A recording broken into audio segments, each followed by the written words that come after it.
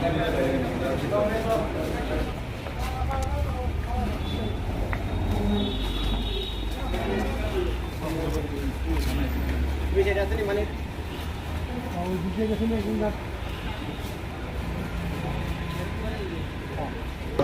রাত অনুমান 10টায় আমাদের কাছে একটা খবর আসে যে গাবতলী যে বলাই দাসের বাড়িতে দুজন বাংলাদেশি আশ্রয় নিয়েছে।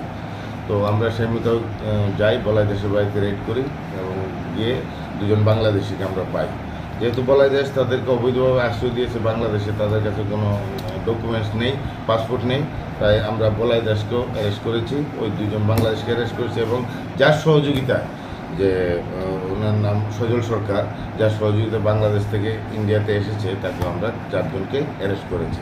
তাদের নামগুলো সবাই, তাদের নামগুলি হলো শেখ ফরিদ এবং আফসানা আক্তার, তারা বাংলাদেশি।